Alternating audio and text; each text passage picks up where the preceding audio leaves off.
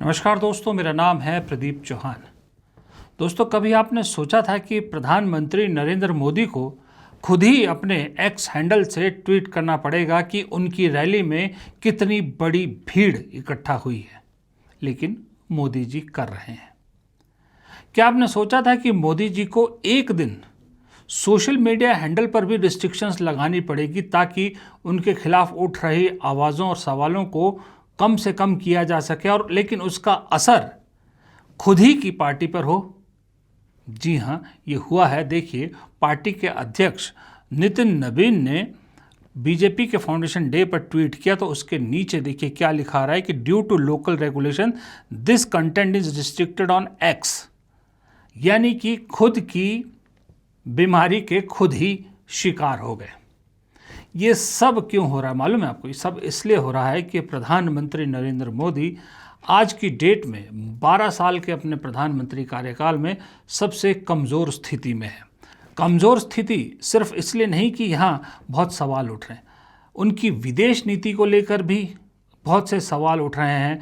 देश विदेश में उनके इजराइल, ईरान, अमेरिका युद्ध में जो स्टैंड है उसको लेकर सवाल उठ रहे हैं। युद्ध से ठीक पहले इजराइल दौरे पर जाना प्रधानमंत्री का पूरा विश्व सवाल उठा रहा है। और ये ऑपरेशन सिंदूर से लेके अभी तक ट्रंप ने जिस तरह से भारत का एक तरह से मजाक उड़ाया, प्रधानमंत्री का मजाक उड़ाया, उसको लेकर के प्रधानमंत्री के बारे में ट्रंप का ये कहना है कि मैं उनका पॉलिटिकल जो है वो करियर डिस्ट्रॉय नहीं करना चाहता।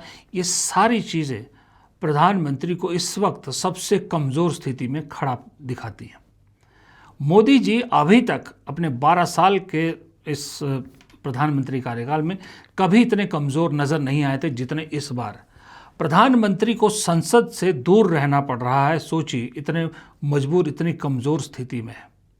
बीजेपी को बहुत सारी चीज़ें डिफेंड करने की जो है वो यूं कह लीजिए आपकी शक्ति भी नहीं मिल रही। खास करके जो प्रधानमंत्री पे मधुकेश्वर, सुब्रमण्यम स्वामी, इन सब ने जो आरोप लगाए हैं, डिफेंस क्या हो ये भी समझ में नहीं आ रहा, इतनी कमज़ोर स्थिति में।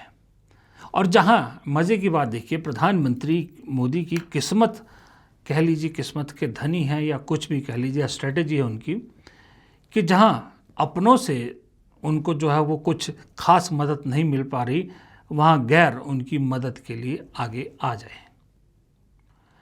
प्रधानमंत्री शायद इसीलिए बोलते तो हैं कि कांग्रेस मुक्त भारत, लेकिन जानबूझ के शायद मोदी जी और शाह जी कांग्रेस को ख़त्म नहीं करना चाहते, क्योंकि कांग्रेस में बहुत से लोग ऐसे हैं जो मोदी जी के हमदर्द हैं।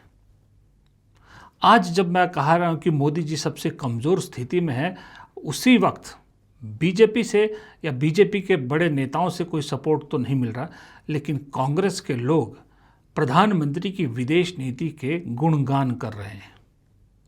कांग्रेस सवाल उठा रही है विदेश नीति को लेकर, कांग्रेस सवाल उठा रही है देश में एलपीजी पेट्रोलियम पदार्थों की किल्लत को लेकर, लेकिन उनके कुछ नेता अपनी ही पार्टी को झूठा करार देने में जुटे हैं। आनंद शर्मा अभी लोकसभा चुनाव लड़ा था, कांग्रेस ने टिकट दिया, सारी जिंदगी कांग्रेस में बैठकर मलाई खाई, कभी प्रधान का चुनाव भी ना जीत पाने वाला आनंद शर्मा केंद्रीय मंत्री, बड़े कद के मंत्री रहे यूपीए में। अभी हिमाचल से राज्यसभा नहीं भेजा तो फिर वही अपने पुराने उसमें आगे, जब वो G23 ग्रुप के हिस्सा भी हुआ करते थे, और फिर एक बार पार्टी के खिलाफ जा रहे हैं और कह रहे हैं कि सरकार ने देश का झंडा ऊंचा किया हुआ है, तारीफ करनी चाहिए।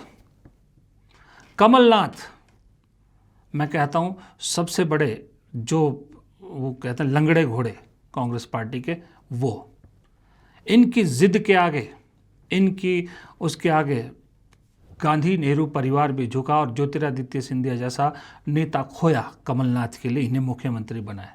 इनकी लापरवाही की वजह से कांग्रेस की सरकार गिर गई मध्य प्रदेश में। दोनों बाप बेटा बीजेपी की दहलीज पे खड़े थे, लेकिन बीजेपी ने अंदर नहीं आने दिया, फिर वापस कांग्रेस के दरवाजे पर आ गए। और आप फिर एक बार कह रहे हैं कि कांग्रेस जो कह रही है किल्लत है एलपीजी और पेट्रोलियम की, ऐसा तो कुछ है ही नहीं, ये सब तो झूठ है, ये कह रहे हैं कमलनाथ।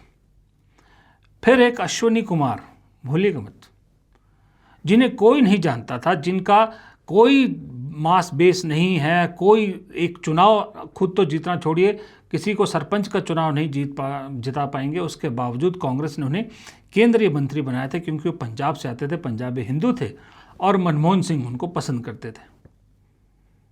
उसके बाद जब उनकी कोई वर्थ थी नहीं तो पार्टी ने, नेचुरल सी बात है, कोई बड़ी जिम्मेदारी नहीं दी, उन्हें राज्यसभा नहीं भेजा। उनसे ज़्यादा काबिल लोग थे जो राज्यसभा जाने चाहिए थे। चुप गई, बिना सत्ता के, बिना सीट के रह नहीं सकते, छोड़ दी पार्टी, और अब तब से लगातार कांग्रेस पार्टी के खिलाफ बोले जा रहे हैं। मणिशंकर अय्यर, कांग्रेस को कितने चुनाव इस शख्स ने हरा दिए शायद कांग्रेस भी भूल गई होगी। जीते जिताए चुनाव में हर बार कुछ ना कुछ बोल जाते हैं, एक बार फिर लगे हुए हैं बोलने। और अब तो पवन खेड़ा को बहुत कुछ भी कह दिया, पवन खेड़ा का तो नाम लेकर उन्होंने बहुत कुछ कहा। और पांचवें नेता जो फिलहाल तो शांत हैं, लेकिन पिछले 6 महीने उन्होंने कांग्रेस को बहुत सिरदर्द दी, शशि थरूर।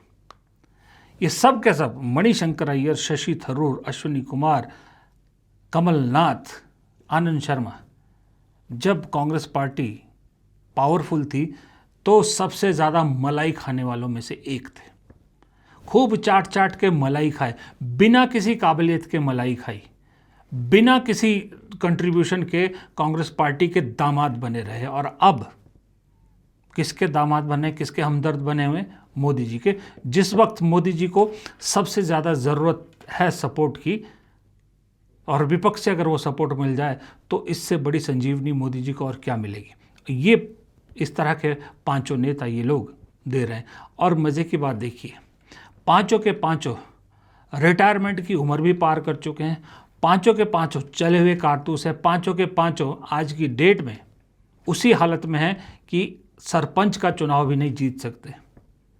लेकिन आपको मालूम है बीजेपी तो नैरेटिव का गेम खेलती है, सोशल मीडिया सॉलिड है उनके पास, टीम ले उड़ती है बयानों को, और ये बयान बहादुर हमेशा मुंह की बवासीर के शिकार रहे हैं, और इन बयान बहादुरों की वजह से कांग्रेस को हमेशा नुकसान होता है। आज की डेट में चुनाव है, 5 जगह चुनाव चल रहे हैं, लेकिन इस सब के बीच में कहीं आपको विदेश नीति को लेकर या नरेंद्र सरेंडर का जो नारा दिया था या गैस की किल्लत को लेकर कोई बड़े हंगामे या कुछ सुनाई दे रहा है? नहीं सुनाई दे रहा ना। ये मोदी जी की किस्मत बड़ी सॉलिड है। मैंने पहले कहा ना कि एक तो ये कि दुश्मनों में भी दोस्त छुपा रखे हैं उन्होंने, उनके मुरीद छुपे हुए हैं। दूसरा, जब भी वो कोई मुसीबत में फंसते हैं, कहीं ना कहीं कुछ ऐसी चीज़ आ जाती है जो हेडलाइंस को डाइवर्ट कर देती है। जैसे इस वक्त कमज़ोर स्थिति में थे, चुनाव आ गए, चुनाव आयोग ने चुनाव की तारीखें घोषित कर दी, अब उधर जो है ध्यान हट गया लोगों का। किस्मत के धनी है कि जैसे ही प्रधानमंत्री बने, पार्टी में जो जो चैलेंजर थे, जो जो चैलेंजर हो सकते थे, सब इस दुनिया को छोड़ गए। चाहे वो सुषमा स्वराज हो, चाहे वो पर्रिकर हो, चाहे अरुण जेटली हो, चाहे वो प्रमोद महाजन हो, या जो वो थे गोपीनाथ मुंडे थे, सब लोग इस दुनिया में नहीं है। चैलेंजर्स कोई है नहीं।